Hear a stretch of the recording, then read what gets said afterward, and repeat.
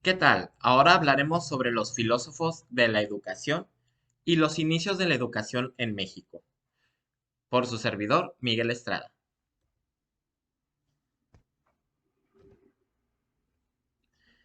Primero que nada, ¿qué es educación? Bueno, la educación es la formación destinada a desarrollar la capacidad intelectual, moral y afectiva de las personas de acuerdo con la cultura y las normas de convivencia de la sociedad a la que pertenecen. Esto se oye maravilloso, pero ¿cómo fue que llegamos a todo esto? Bueno, para todo esto hubo una gran transición y lo podemos ver cómo fue que empezamos con las clases presenciales como muchos años han existido. Posteriormente, todos pasamos a la modalidad de clases virtuales y ahora en semipresenciales. Bueno, esto es parte del fenómeno que actualmente vivimos, pero ¿cómo se llegó a todo esto? Para ello vamos a hablar sobre los filósofos de la educación. El primero es Sócrates. Él tenía un método activo donde no solo el maestro era el que participaba, sino también el alumno. También utilizaba la mayéutica, lo cual consiste en hacer preguntas apropiadas con tal de guiar a una persona para que ella pudiera reflexionar y ser capaz de de encontrar en su mente conceptos tácitos. Es decir, no sé cómo explicarlo, pero sé que eso es. Posteriormente viene Platón. Él empieza con la educación básica y la superior ya hace una diferenciación. Y no hay una educación igual para los obreros, es decir, las personas de alta sociedad tienen una educación y los obreros otra. Aristóteles, él cuidaba mucho formar buenos ciudadanos y la educación debería de haberse adaptado a las necesidades de cada alumno. Comenio crea el concepto de pampeída, que es una clase amena y no tediosa, es decir, un poquito didáctica. Y la educación moral y espiritual, aquí es donde ya se empieza a tocar este tema, que es muy importante. Más adelante lo vamos a ver. De todo esto no nos suena nada nuevo o nada diferente, porque poco a poco lo hemos visto en nuestro día a día o en nuestra educación. Por ejemplo, el método activo actualmente se utiliza mucho. La mayéutica es un método que utilizan muchos profesores. Y la educación integral, que mencionaba Sócrates, es lo que hoy queremos lograr. Es decir, que un alumno no solo sea bueno en matemáticas y listo, que un alumno sea muy bueno en artísticas y listo, no, sino integrar todas esas capacidades y formar un ciudadano completo. Es decir, que pueda comunicarse, que tenga la capacidad de poder resolver problemas matemáticos, al menos los de la vida común, que pueda desarrollarse en el aspecto artístico, en el ámbito tecnológico, etcétera.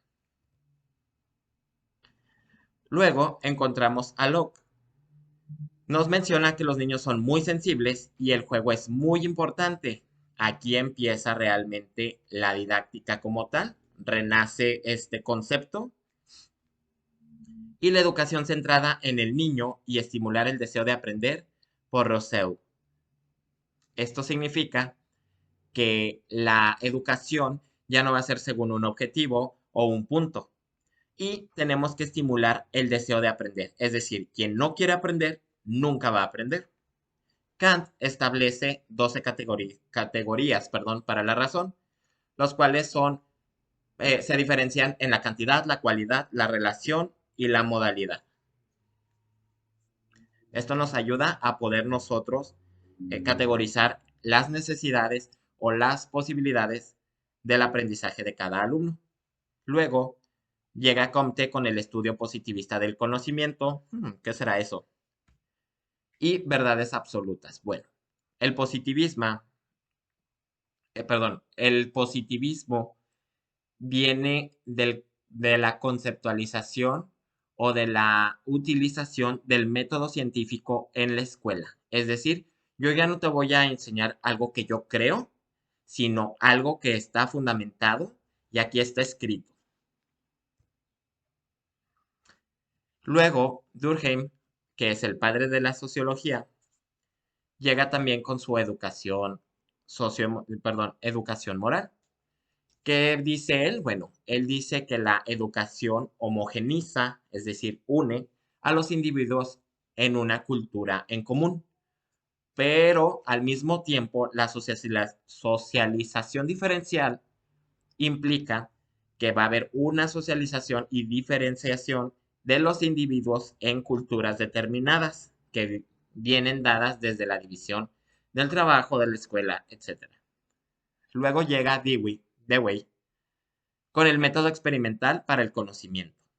Es decir, yo ya no solo aprendo lo que está escrito y teórico, sino que necesito hacerlo para poder adquirir ese conocimiento.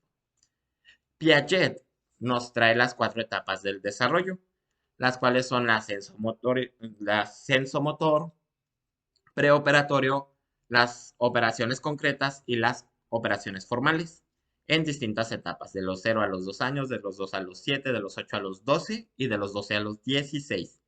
Muy importante aquí porque muchos quieren que un niño de 2 años pueda, o de 5 pueda comprender lo mismo que un niño de 8 o 10 años. Y aquí hay una importante diferenciación.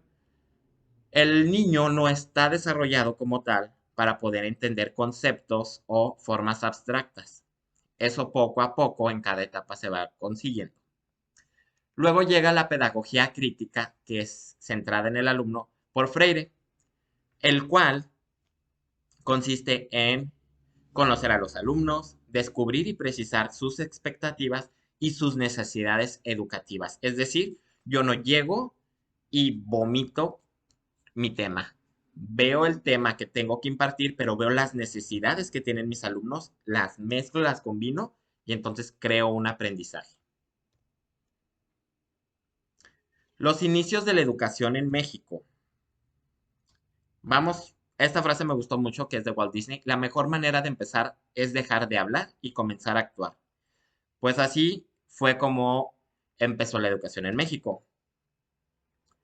La educación en el virreinato, es decir, antes de la educación moderna, las mujeres no tenían educación.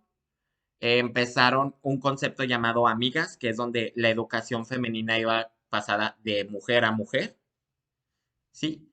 Posteriormente del virreinato viene en el siglo XVII, XVIII y XIX, que ya es donde empieza a existir la escuela como tal y es impartida primeramente por la Iglesia Católica, que son por los jesuitas. Estos fueron los primeros educadores de México y ellos empezaron a educar a los indígenas y su educación después evolucionó a laica, es decir, ellos empezaron a perder a lo largo de estos siglos ese poder y empezó a segregarse la educación laica, es decir, sin religión. Empezaron a categorizarse ya primeras letras, es decir, ya habían edades para el aprendizaje. Colegio mayor, que es 2 años, vendría siendo una secundaria. Curso de humanidades y filosofía, que equivale hoy en día al bachillerato. Y las carreras como son las que conocemos actualmente y anteriormente se dividían en leyes, medicina, ingeniería, filosofía o teología. En el tiempo de Benito Juárez, él promulga la Ley Orgánica de la Instrucción Pública. ¿Qué es esto? Bueno, él hace que la primaria sea obligatoria y gratuita, crea la secundaria del sexo femenino, muy importante aquí porque recordemos que la mujer antes no tenía nada de educación, luego le permiten estudiar la educación primaria y ahora Benito Juárez dice, ok, educación secundaria también para mujeres. Solo que habían materias para hombres y materias para mujeres muy diferentes. También el establecimiento de diversas instituciones de educación superior nacen por medio de este movimiento que hace Benito Juárez. Y también se fundó la Escuela Nacional Preparatoria con el método positivista, es decir, método científico. ¿Qué pasa en el Porfiriato?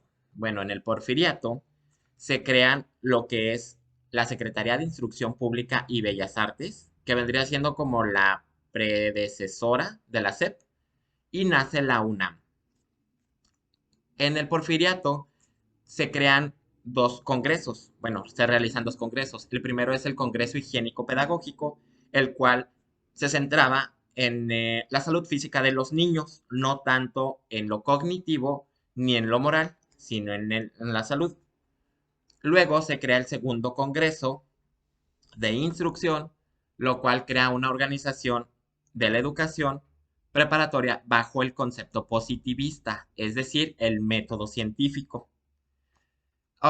También cabe mencionar que durante el Porfiriato existieron movimientos o actos como lo son la traducción y edición de libros que estaban en otros idiomas, pero que muy poca gente tenía acceso. Entonces aquí es donde se empieza a poder traducir y editar libros para el alcance de todos. Eso sería todo por mi parte. Muchas gracias.